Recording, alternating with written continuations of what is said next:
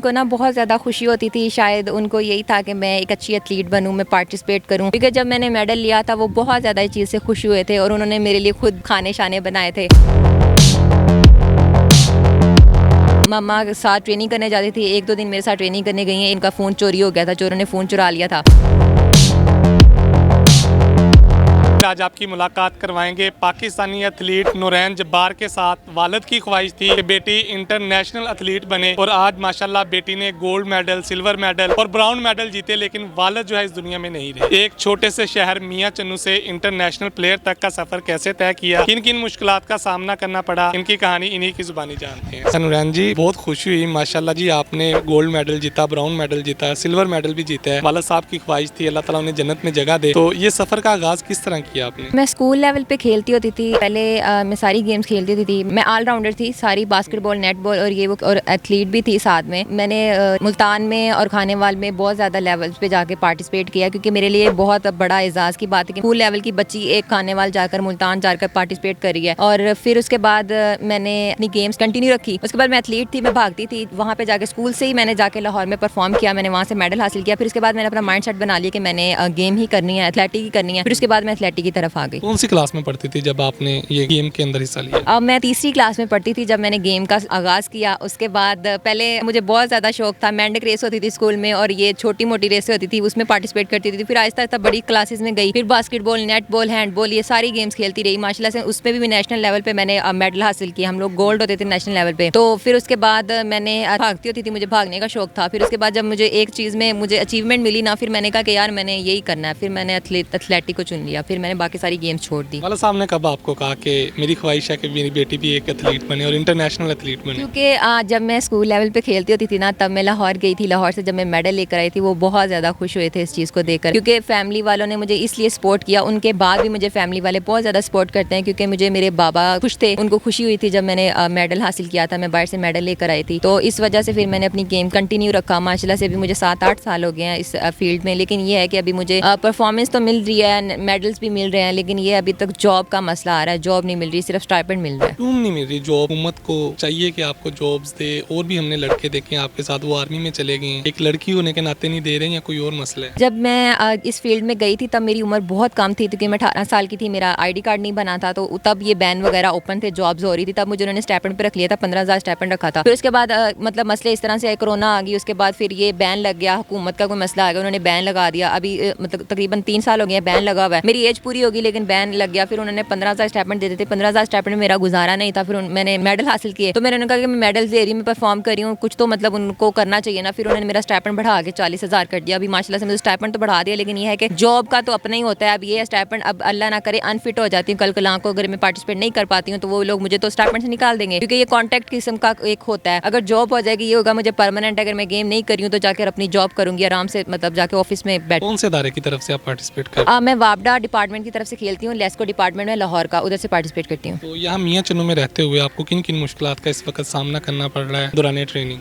बहुत ज़्यादा मुश्किलात का सामना करना पड़ता है। स्टार्टिंग में मुझे बहुत ज़्यादा इश्यूज़ होते थे। मतलब तो आपको पता है हमारा चन्नू छोटा शहर है, लोगों की छोटी सोच। तो मैं यही कहती हूँ कि यार मतलब थोड़ा ना इसको लोगों का माइंडसेट बड़ा करूँ कि यार मतलब एक अच्छी, अगर लड़की ट्रेनिंग करी, लड़कों के साथ ट्रेनिंग करी, अगर किसी के अंदर और टैलेंट है, मैं तो सबको कहती हूँ कि, क्योंकि चन्नू में एक शायद मैं ही लड़की हूँ जो इंटरनेशनल नेशनल लेवल पर पार्टिसिपेट करी है। तो अब स्कूल लेवल्स में बच्चियाँ करती हैं, लेकिन ये है कि वालिदैन परमिशन नहीं देते हैं। अभी फैमिली वालों को मेरे यही है कि अगर बच्ची के अंदर टैलेंट है तो उनको परमिशन दे, वो यहाँ पे आकर ट्रेनिंग करे। जाहिर सी बात है, कुछ पाने के लिए कुछ खोना तो पड़ता है। अब ये है कि मुझे बहुत ज़्यादा स्टार्टिंग में ऑकवर्ड फील होता था। लोग ज़्यादा आते थे, देखते थे, बैठ के ग्रुप बना के बैठ जाते थे, कॉलेज के बच्चे आते थे। लेकिन आहिस्ता आहिस्ता उनको ये था कि ये लड़की इधर ही रोज़ ही ट्रेनिंग करती है। फिर उसके बाद ना एक बंदा पक जाता है इस चीज़ से। तो बस मेरा भी अपना माइंड सेट बन गया, इग्नोर करती हूँ और अपनी ट्रेनिंग करती रहती हूँ बस। पापा की कोई ऐसी बात जो आज भी याद हो, उन्होंने समझाया हो आपको? आज वो तो नहीं है, लेकिन आप उनके कहे हुए पर अमल कर इतना ऊपर आ गई?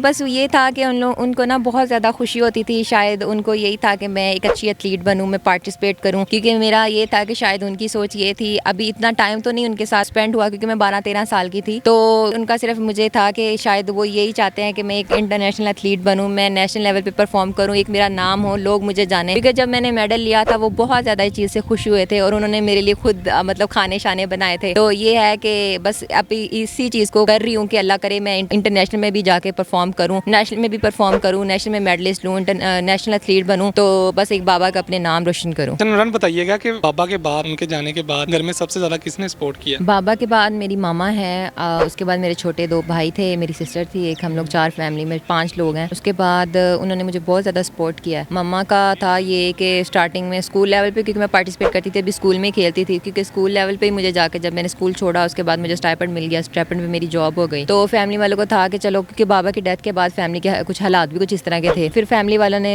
सपोर्ट किया। मम्मा ने कहा कि चलो कर लो जब तक कर सकती हो, तो फिर छोटी थी तब उन्होंने मतलब कोई इशू नहीं बनाया। फिर उसके बाद आहिस्ता मेरा भाई भी माशाल्लाह से इसी फील्ड में आ गया। तो जब भाई आया, फैमिली का वो मेंबर था, जाहिर सी बात है वो इस फील्ड में आया, उसको ये था कि यार ये फील्ड अच्छी है, इसमें बुरा कुछ नहीं है। तो घर वालों को कोई फिर आगे सवाल ही नहीं बचता था कि वो मुझसे कुछ क्वेश्चन करते कि किस तरह की फील्ड है ये वो, कि जब भाई भी इस फील्ड में था, तो भाई भी मेरे साथ माशाल्लाह से गेम करता है, वो यूसीपी में पढ़ रहा है, साथ एचईसी की तरफ से पार्टिसिपेट करता है माशाल्लाह से, उसने भी नेशनल लेवल पे मेडल हासिल किए हैं। अच्छा नूरान बताइएगा कि आज तक इतने सफ़र के अंदर कोई ऐसा वाकया जो आज भी याद हो, भूला ना हो? सफ़र के अंदर यही था कि अभी तो सारा कुछ पहले ट्रेनिंग करती रहती थी, करके मैंने माशाल्लाह से, एक बंदा जब पकड़ लेता है ना उसमें इतना टाइम अपना वेस्ट करता है, अच्छा परफॉर्म करता है, उसके बाद फिर उसका दिल नहीं करता छोड़ने को। मैंने 4-5 साल रह के गाँव में ट्रेनिंग की, साहिवाल में रह के ट्रेनिंग की। फिर उसके बाद ये था कि कोई किसी के पास इतनी देर कैसे रह सकता है, तो मामा ने कहा कि बस करो, छोड़ दो, लड़की हो। तो फिर उसके बाद मैं घर आ गई, मैंने कहा नहीं मुझे खेलना है, मुझे आखिरी चांस दे दो, आखिरी चांस। हर नेशनल आ जाती थी, कहती थी आखिरी चांस दे दो। तो उसके बाद मामा कहती थी मामा आज ट्रेनिंग करवाने जाना, क्योंकि मैंने बहुत ज़्यादा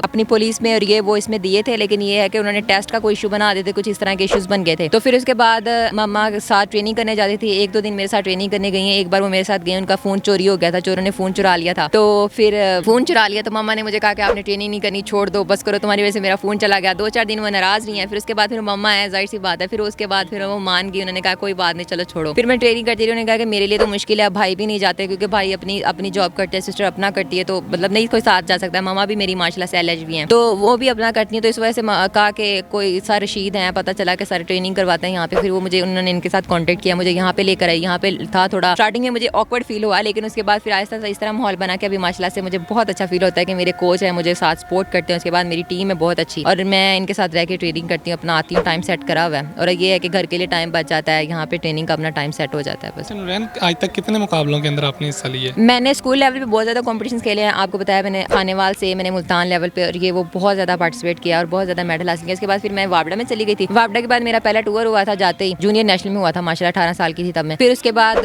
मैंने वापडा की तरफ से पार्टिसिपेट किया, वापडा की तरफ से मैंने लेस्को उनके यूनिट्स होती हैं वो खेली, उधर मैंने मेडल हासिल किए। उसके बाद फिर मैंने नेशनल लेवल पे मैंने मेडल हासिल किए। ये है कि मेडल्स तो बहुत ज़्यादा है, अभी जॉब का सिर्फ इशू, अल्लाह खैर करे जॉब हो जाए।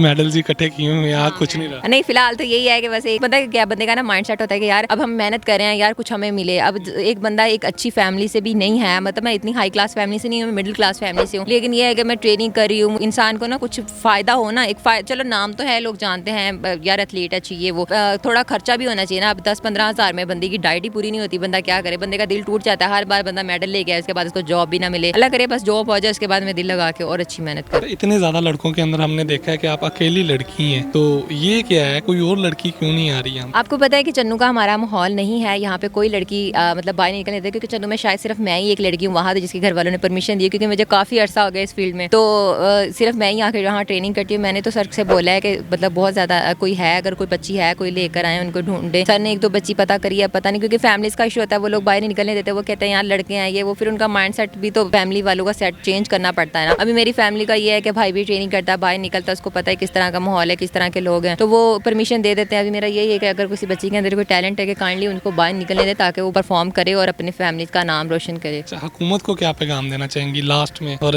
वो बच्चियाँ जो इस वक्त घरों में बैठी हुई हैं, टैलेंट है किसी वजह से बाहर नहीं निकल? हुकूमत को मेरा यही है कि अभी उस ग्राउंड में फुटबॉल का मसला होता है, यहाँ पे आ जाए जो क्रिकेट का मसला आता है, फिर हम लोग कहाँ जाएँ, एथलीट्स कहाँ जाएँ। अभी यही आने वाले स्टार्स हैं सारे, यहीं से अर्शद निकल के गया है, यहीं से, तो मतलब उसने इतना लोग उसको जानते हैं, बड़ा प्लेयर है वो। लेकिन ये मसला है कि अभी सिर्फ परमिशन का मसला होता है, उधर जाओ तो उधर नशे ये वो लोग आवारा बैठे होते हैं, अब इधर आओ तो इधर जी परमिशन नहीं है, परमिशन लेकर आओ, खेलना है तो ट्रेनिंग करनी है तो पे करो, ये मसला होता है। बस यही है परमिशन दे दे हमें, इस ग्राउंड में दे दे, भले इस ग्राउंड को सेट करवा दें, इस ग्राउंड में ट्रैक बनवा दें। और मेरा बाकी सबसे यही है कि अगर किसी बच्ची के अंदर टैलेंट है वो बाहर निकले, ट्रेनिंग करे और अपने नाम रोशन करे, क्योंकि इस फील्ड पे, इस बेस पे अगर कोई बच्चा इतना नहीं है, इतना रिच नहीं है, अपनी अफोर्ड नहीं कर सकता, स्टडी करना चाहता है, तो वो इस गेम में आकर स्टडी भी फ्री कर सकता है, क्योंकि बहुत सारे लोगों ने इस तरह डिग्रीज हासिल की हैं, अब 7 गेम्स भी करी है, गेम्स के साथ साथ अपनी स्टडी कंप्लीट की और माशाल्लाह अच्छी जॉब्स कर रहे हैं। बहुत शुक्रिया जी। तो नाजरीन, आपने नुरैन जब्बार की गुफ्तगू सुनी। वालिद साहब की ख्वाहिश थी कि इंटरनेशनल एथलीट बने और इन्होंने बन गई। अल्लाह ताला इनके वालिद को जन्नत में जगह दे। और हुकूमत के लिए भी इन्होंने बहुत अच्छा पैगाम दिया कि हम एक इंटरनेशनल एथलीट है, हमें ग्राउंड मुहैया किया जाए। वहाँ पर जाते हैं तो वहाँ पर फुटबॉल का ग्राउंड है और साथ ही पार्क है। वहाँ पर अक्सर आवारा लड़के और नशई वगैरह बैठे रहते हैं। अगर इधर आते हैं तो इधर क्रिकेट का ग्राउंड है, तो हमें बेहतर से बेहतर जो ग्राउंड है वो मुहैया किया जाए। यहाँ से ही अरशद नदीम निकल कर गया है, मियाँ चन्नू का जो हीरा है। तो हुकूमत वक्त से गुजारिश है कि इनके लिए भी कुछ किया जाए। इंशाल्लाह एक नई वीडियो के साथ, नई स्टोरी के साथ दोबारा हाजिर होंगे। अल्लाह हाफिज़।